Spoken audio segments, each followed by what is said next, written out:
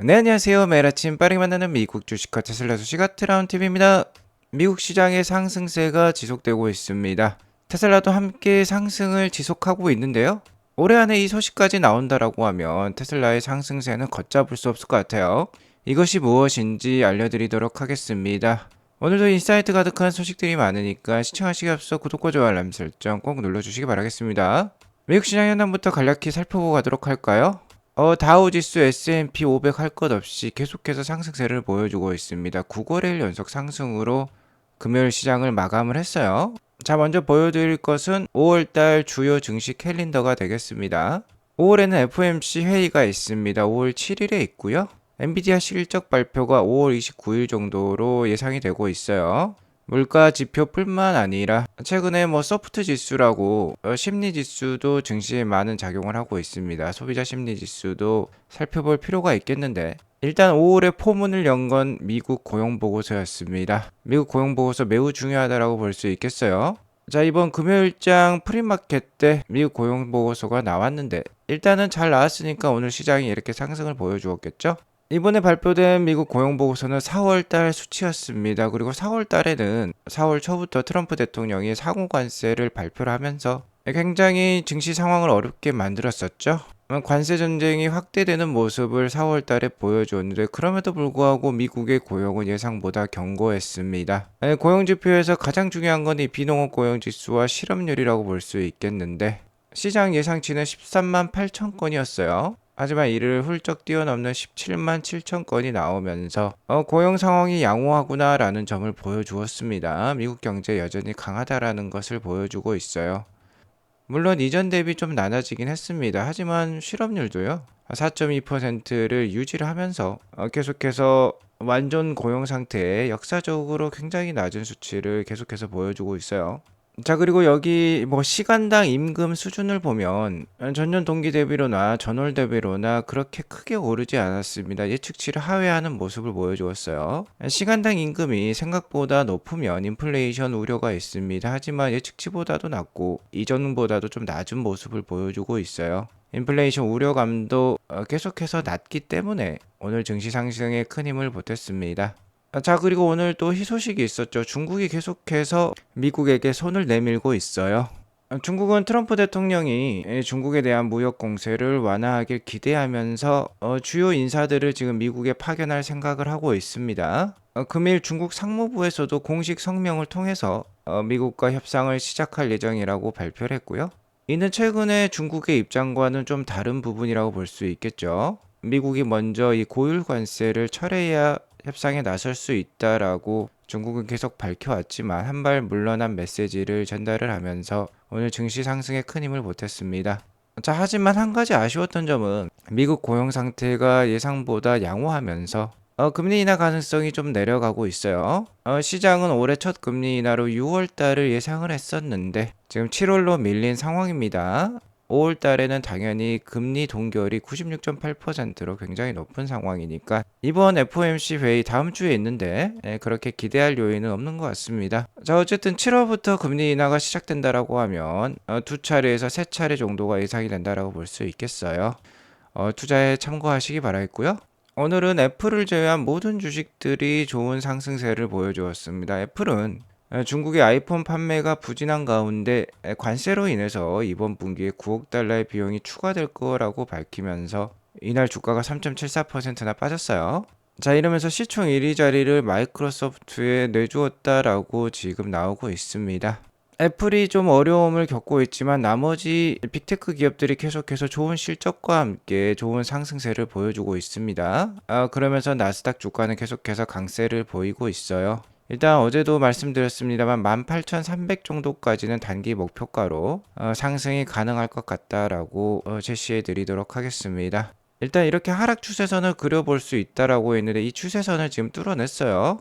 그리고 계속해서 저점을 높이고 있는 모습이 지난 약 한 14,700 정도가 바닥이었음을 알려주고 있습니다.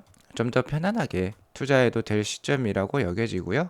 나스닥이 바닥을 찍은 가운데 테슬라 역시도 자, 이렇게 최근 이렇게 4중 바닥을 만들었다라고 지속 말씀을 드렸죠. 4중 바닥은 당연히 2중 바닥, 3중 바닥보다도 훨씬 더 그 바닥에 대한 신뢰성이 높다라고 볼 수 있겠습니다. 자, 그런 상황에서 테슬라도 이렇게 하락 추세선을 뚫어냈어요. 다만 계속해서 290불부터 300불 사이에 저항이 있을 수 있다라고 말씀을 드렸는데 그런 지금 저항을 겪고 있는 모습입니다. 다만 이제 6월 달에는 로보택시 출시가 거의 확실시 되고 있죠. 계속해서 이 기대감에 주가는 강세를 보일 가능성이 높아 보여요. 자, 어제도 말씀드렸지만 테슬라 AI 팀이 강력한 힌트를 주었죠. 그록 즉 LLM AI 모델에게 How long until June이라고 물어봤는데 뜬금없는 질문이라고 볼 수 있겠습니다. 당연히 그록이 그러니까 자 6월 1일까지는 한 달밖에 남지 않았다라고 얘기를 해주고 있어요. 이는 뭔가 티저 이미지라고 볼 수 있겠죠. 우리가 광고를 볼 때도 정확히 무슨 메시지를 전달하는지 모르겠지만 궁금증을 불러일으키는 그런 뭐 메시지 기법이라고 볼 수 있겠습니다. 어쨌든 테슬라 AI 팀, 즉 FSD를 개발하는 AI 팀이 티저 메시지를 올린 거 보면 6월이 로보택시와 Unsupervised FSD의 출시 시기라는 것을 알려주고 있다라고 볼 수 있겠어요. 최근 뭐 로이터니 월스트리트 저널이니 계속해서 말도 안 되는 쓰레기성 기사를 퍼나르고 있지만 그럴수록 이 로보택시와 비감독 자율주행 출시에 대한 기대감은 높아진다라고 볼 수 있겠습니다. 자, 그리고 일론 머스크도 다시 한번 알려주고 있기를 Several major improvements are coming 이라는 표현을 쓰고 있는데요. FSD와 관련된 주요 업그레이드가 곧 온다라고 얘기를 하고 있습니다. 자, FSD 업그레이드는 지금 한 3, 4개월 동안 중단된 상태예요. 자, 이렇게 오랫동안 업그레이드를 중단한 적은 이번이 처음이라고 볼 수 있겠는데 그 이유는 제가 기존 방송에서 말씀을 드렸죠. 끝판왕 FSD가 올 것이기 때문에 지금 업그레이드를 그러니까 뭐 잔잔바리 업그레이드를 하고 있지 않다라고 볼 수 있겠어요. 자, 이제 끝판왕 FSD가 옵니다. 이는 V14가 될 예정에 있고 자, 이게 나오면 바로 비감독 자율주행이 완성된다라고 볼 수 있겠죠. 이제 한 달밖에 정말 채 남지 않았어요. 자, 이렇게 테슬라가 강력하게 급속하게 발전하고 있는 가운데 포드에서 충격적인 선언을 했습니다. 차량 소프트웨어 개발 프로그램을 중단한다라고 발표를 했어요. 자, 포드는 이 마크2 이렇게 좀 멋지게 생긴 EV 차량으로 유명한 회사인데요. 미국의 빅3기도 하죠. 포드, 스텔란티스, GM이 되겠습니다. 자, 이 중 포드는 가장 강력히 뭐 또 테슬라의 친화적인 기업이라고도 볼 수 있겠는데요. 테슬라의 충전 방식은 낙스 방식도 가장 먼저 채택한 기업이었죠. 포드는 테슬라의 길을 걸어보려고 했습니다. 테슬라와 같이 모든 부품들을 수직 통합을 통해서 중앙에 있는 컴퓨터가 모든 자동차의 주요 부품들을 제어할 수 있게 소프트웨어를 개발해서 자율주행까지 만들어 보려고 했는데 이게 너무 어렵고 돈이 많이 들었나 봐요. 비용 급증과 지연으로 프로젝트는 중단되었다라고 밝히고 있는데요. 자, 이는 이렇게 수직 통합이 불가능하다. 정말 자동차 한 대를 만들려면 수많은 부품이 필요하고 수많은 협력사가 필요합니다. 이 협력사의 각종 부품들을 수직 통합하는 게 불가능하다고 인정한 거라고 볼 수 있겠고요. 이를 수직 통합을 하려면 중앙에서 제어할 소프트웨어, 즉 컴퓨터로 치면 윈도우라든지 iOS라든지 뭐 이런 게 필요하다라고 볼 수 있겠는데 이것에 대한 개발 역량이 부족하다라는 걸 인정했다라고 보시면 되겠어요. 즉 테슬라가 걸어온 길을 포기했다라고 보시면 되겠습니다. 테슬라처럼 할 수 없다라는 것을 선언을 했어요. 자, 그러면 이제 살아남기 위해 해야 할 일은 무엇일까요? 테슬라의 완전 자율주행은 이제 한 달 앞으로 다가왔는데 자율주행이 나오는 순간 기존 레거시 기업들은 노키아와 블랙베리처럼 이제 레거시 기업으로 도태될 수 있기 때문에 선택을 해야겠죠. 즉 웨이모를 선택할 것이냐 테슬라를 선택할 것이냐 그 갈림길에 있다라고 보시면 되겠어요.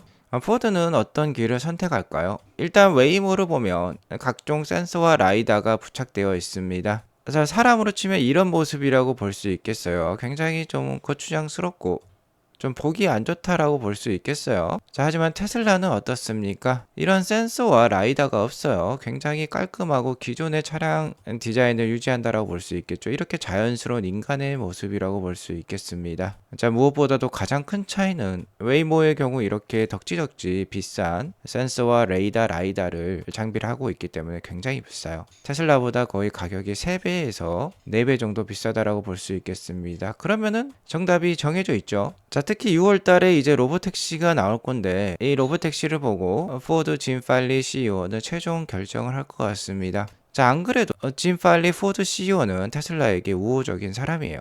그리고 포드는 로보택시의 가치에 대해서 아마 이미 계산을 했을 건데요. 굉장히 가치가 높음을 알게 될 거예요.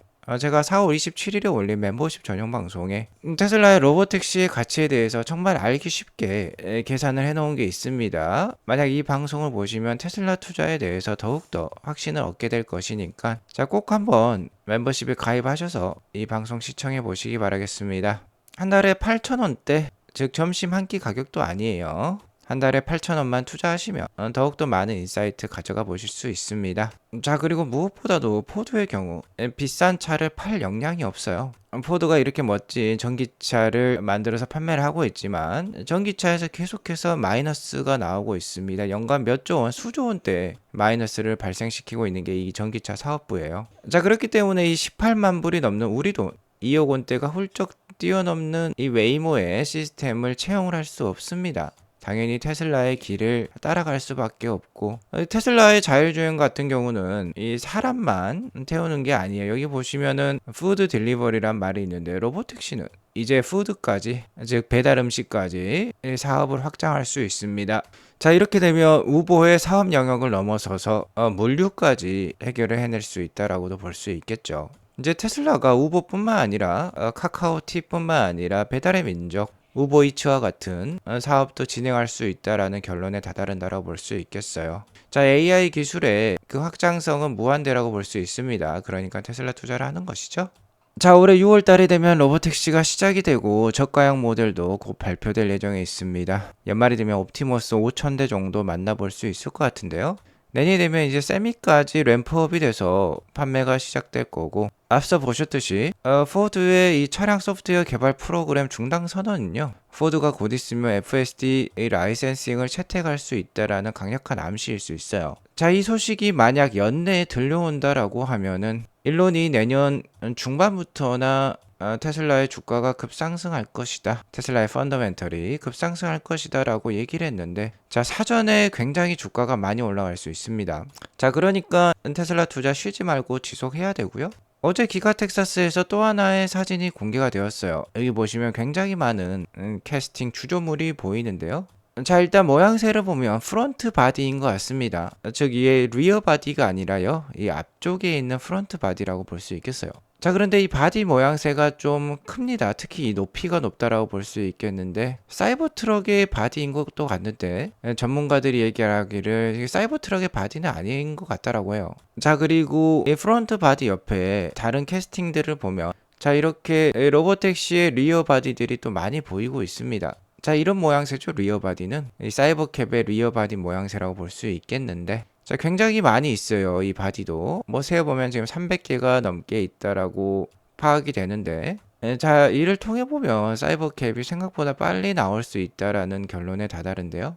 자, 어쨌든 이 프론트 바디에 대해서 여러 얘기가 있는데, 사이버캡 즉 로보택시의 프론트 바디일 수도 있을 것 같고, 사이버 트럭, 그러니까 뭔가 사이버 트럭의 이 프론트 바디보다는 좀 작은 모양인데요. 아마 작은 버전, 기존의 사이버 트럭보다 작은 버전의 사이버 트럭이 나오지 않을까라는 얘기도 나오고 있습니다. 어쨌든 올해 계속해서 신제품이 나오면서 올해 테슬라 최대의 리스크 요인이라고 할 수 있는 차량 판매량 저하를 좀 방어를 해주었으면 해요. 자, 그리고 또 하나 마지막 소식을 전달해 드리자라고 하면은 여기 보시면 Vehicle Operator Autopilot이라는 표현이 있어요. 여기 델리가 있고 인디아라는 표현이 있는데, 자, 인도에서 벌써 오토파일럿과 FSD를 테스트할 사람들은 모집을 하고 있습니다. 자, 올해 인도에서 테슬라 차량이 판매될 것으로, 빠르면 다음 달부터 판매될 것으로 예상이 되고 있는데요. 자, 여기에 더불어서 더욱더 강력한 소식이라고 볼 수 있겠죠. 자, 풀타임 잡으로